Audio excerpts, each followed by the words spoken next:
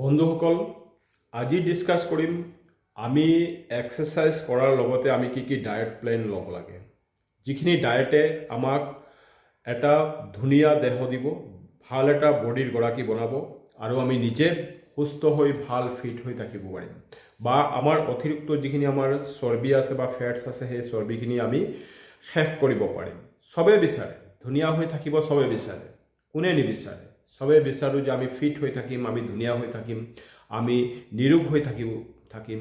গতিকে ভিডিঅ'টো স্কিপ নকৰাকৈ শেষলৈকে চাব। ভিডিঅ'টো চবে চাব, ইম্পৰ্টেণ্ট। আমি কিমান টাইম এক্সাৰচাইজ কৰিব লাগে আৰু আমি কেনেকুৱা ধৰণৰ ডায়েট ল'ব লাগে আৰু খোৱাৰ ভিতৰত কি বস্তু বাদ দিব লাগে, সেইখিনি কৰিব পাৰিলেহে আমি এটা ধুনীয়া দেহৰ গৰাকী হ'ব পাৰিম বা নিৰোগ হৈ সুস্থ হৈ সবল হৈ আমি থাকিব পাৰিম। তো চাওঁ, ভিডিঅ'টো আৰম্ভ কৰক। প্ৰথম কথা হৈছে আমি এক্সাৰচাইজটো চবেই কৰিব লাগে।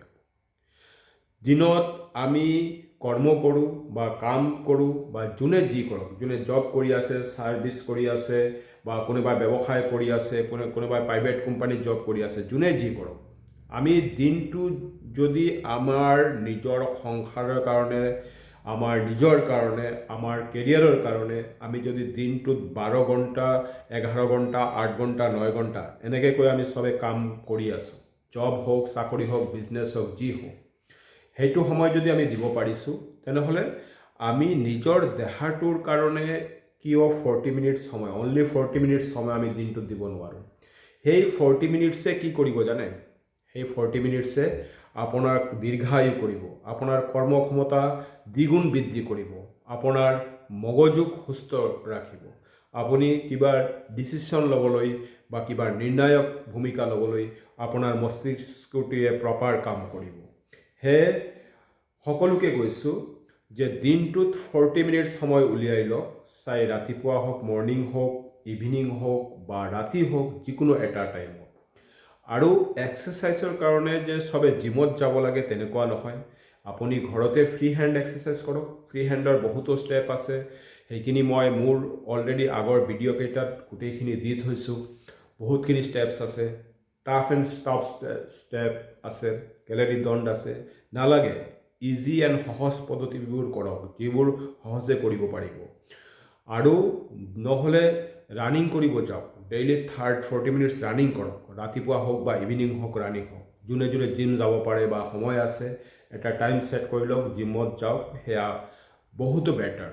আৰু মাইণ্ড ছেট থাকিব লাগিব, কাৰণ আমাৰ দেহটো কোনোবাই যদি বিচাৰিছে আমি ফেটছটো আজিকালি চবৰ হয়। এক্সেছ ফেটছটো কিয় হয়? আমাৰ খোৱা বোৱাবোৰত মেইনটেইন নাই, আমি বাহিৰা বস্তু, জাংক ফুড খাই আছোঁ, মিঠা বস্তু বেছি খাই আছোঁ, আমি তেল জাতীয় বস্তু বেছি খাই আছোঁ, ময়দাৰ পৰা যিবিলাক প্ৰডাকশ্যন আহি আছে, পেকেটিং খোৱা আহি আছে, সেইবিলাক বস্তু বেছি খাই আছোঁ। তাৰ পৰা আমাৰ বেমাৰৰ সৃষ্টি হৈ আছে, আমাৰ দেহত অতিৰিক্ত ফেটছ জমা হৈ আছে, অতিৰিক্ত কলেষ্ট্ৰল জমা হৈ আছে। সেইখিনিয়ে আমাৰ দেহত যেতিয়া কলেষ্ট্ৰল হ'ব, আমাৰ হাই BP হ'ব, চুগাৰ হ'ব, প্ৰেছাৰ হ'ব আৰু আমি বিভিন্ন বেমাৰৰ চিকাৰ হ'ম। আমাৰ ফেটছটো অতিৰিক্ত হ'ব, হাৰ্টৰ প্ৰব্লেম হ'ব। তো এবাৰ চিন্তা কৰি চাওকচোন, সেইখিনি আমি মেইনটেইন কৰিব হ'লে দিনটোত আমি 40 মিনিটছ সময় উলিয়াব নোৱাৰোঁনে? 40 মিনিটছ সময় উলিয়াওক। 40 মিনিটছ সময় ঘৰতে ফ্ৰী হেণ্ড কৰক, আইদাৰ জিমত যাওক, আইদাৰ ৰানিং কৰক, চাব চবে পাৰিব। আৰু এটা মাইণ্ড ছেট কৰক, দিনটোৰ ভিতৰত এটা ৰুটিন বনাই লওক, যেন দিনটোত আমি ডিউটিটো আমাৰ চবৰে কৰ্তব্য, আমি কৰিমেই। ডিউটি নকৰিলে আমাৰ কেৰিয়াৰ নহয়, আমাৰ ঘৰ সংসাৰ নচলিব, আমি ফেমিলিক চলাব নোৱাৰিম। তো সেয়া যদি আমি কৰিব পাৰোঁ, তেনেহ'লে দিনটোত আমি 40 মিনিটছ ভাবিব লাগিব যে আমাৰ ব্যায়াম, এক্সাৰচাইজ, জিম, ৱাৰ্কআউট সেয়াও তাৰ তালিকাৰ ভিতৰত পৰে, সেইটো আমি কৰিবই লাগিব। তেনেকুৱা মাইণ্ডছেট আনিব লাগিব। সেয়াও আমাৰ দৈনন্দিন ডিউটিৰ ভিতৰত বা কৰ্মৰ ভিতৰত সেইখিনি যদি আমি আনিব পাৰোঁ, তেনেহ'লে প্ৰত্যেকজনেই সুস্থ নিৰোগ হৈ সবল হৈ থাকিব পাৰিব। ডক্টৰৰ ওচৰত গৈ লাখ লাখ টকা দিয়াতকৈ, বেমাৰত ভোগাতকৈ, sugar, pressure, diabetes, heart attack এইবোৰতকৈ, আৰু আজিকালি এনেও প্ৰেছাৰ ষ্ট্ৰ'ক বেমাৰটো বেছি হৈ আছে। কিহৰ কাৰণে হৈ আছে জানেনে? একমাত্ৰ আনডিচিপ্লিন লাইফষ্টাইল। আমি যোনটো লাইফষ্টাইল স্পেণ্ড কৰি আছোঁ, ইয়াৰ ডিচিপ্লিন নাই। আমি যোনটো খোৱা বোৱা খাই আছোঁ সেইটো আনডিচিপ্লিন খোৱা বস্তু খাই আছোঁ।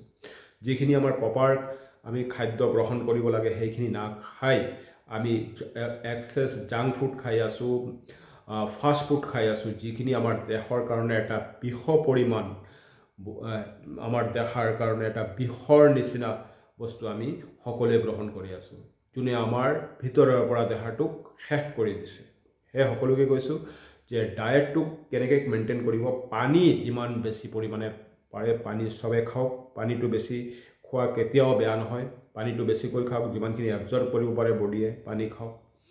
আৰু খোৱাৰ ভিতৰত মিঠা জাতীয় বস্তু, চেনি জাতীয় বস্তু, চেনিৰ পৰা যিবিলাক বস্তু প্ৰডাকশ্যন হৈছে সেই চেনি জাতীয় খোৱাখিনি টোটেলি বাদ দি দিয়ক। মাহৰ মূৰত এদিন খাইছে ঠিক আছে, বা চেনিৰ পৰা যিখিনি মিঠা জাতীয় বস্তু তৈৰি হৈছে, ময়দাৰ পৰা যিখিনি প্ৰডাকশ্যন বস্তু, বিস্কুট হওক বা তেনেকুৱা পেকেজিং বস্তু, সেইবিলাক খোৱা বাদ দিয়ক।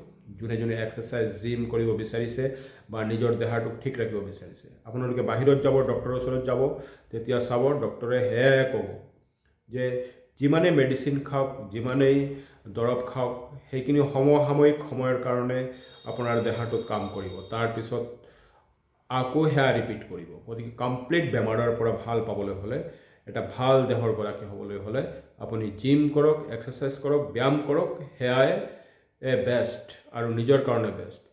তেল বস্তু খোৱা বন্ধ কৰক।